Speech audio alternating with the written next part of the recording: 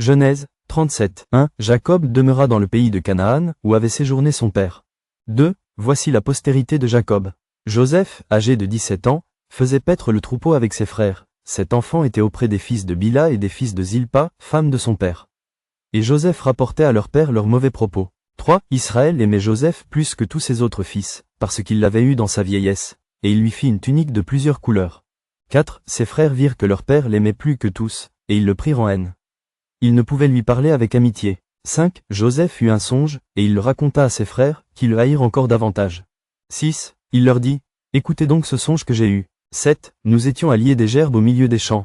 Et voici, ma gerbe se leva et se tint debout, et vos gerbes l'entourèrent et se prosternèrent devant elle. 8. Ses frères lui dirent, est-ce que tu régneras sur nous? Est-ce que tu nous gouverneras? Et ils le haïrent encore davantage, à cause de ses songes et à cause de ses paroles. 9. Il eut encore un autre songe, et il le raconta à ses frères. Il dit, j'ai eu encore un songe. Et voici, le soleil, la lune et 11 étoiles se prosternaient devant moi. 10. Il le raconta à son père et à ses frères. Son père le réprimanda, et lui dit, que signifie ce songe que tu as eu?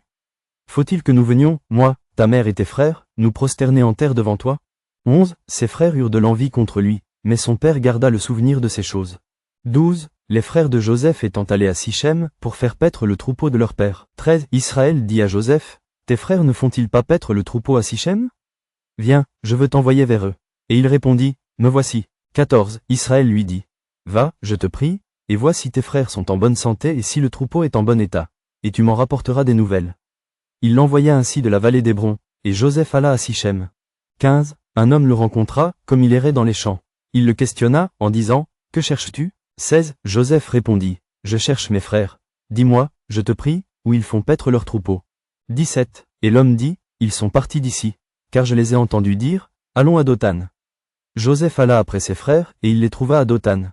18. Ils le virent de loin, et, avant qu'il fût près d'eux, ils complotèrent de le faire mourir. 19. Ils se dirent l'un à l'autre, voici le faiseur de songes qui arrive. 20. Venez maintenant, tuons-le, et jetons-le dans une des citernes. Nous dirons qu'une bête féroce l'a dévoré, et nous verrons ce que deviendront ses songes. 21. Ruben entendit cela, et il le délivra de leurs mains.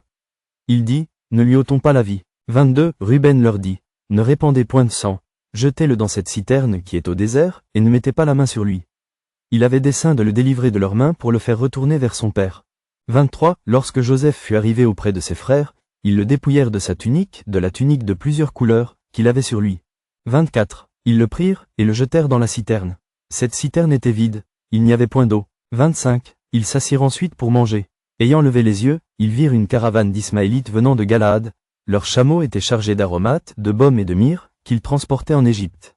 26. Alors Juda dit à ses frères, que gagnerons-nous à tuer notre frère et à cacher son sang? 27. Venez, vendons-le aux Ismaélites, et ne mettons pas la main sur lui, car il est notre frère, notre chair. Et ses frères l'écoutèrent. 28. Au passage des marchands madianites, ils tirèrent et firent remonter Joseph hors de la citerne, et ils le vendirent pour 20 cycles d'argent aux Ismaélites, qui l'emmenèrent en Égypte. 29. Ruben revint à la citerne, et voici, Joseph n'était plus dans la citerne.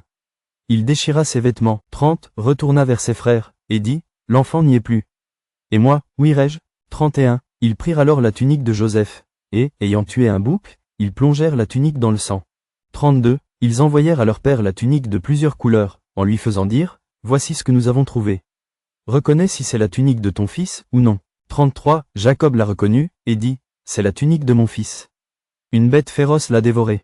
Joseph a été mis en pièces. 34. Et il déchira ses vêtements, il mit un sac sur ses reins, et il porta longtemps le deuil de son fils.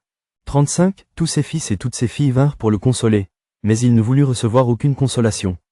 Il disait, c'est en pleurant que je descendrai vers mon fils au séjour des morts. Et il pleurait son fils. 36. Les Madianites le vendirent en Égypte à Potiphar, officier de Pharaon, chef des gardes.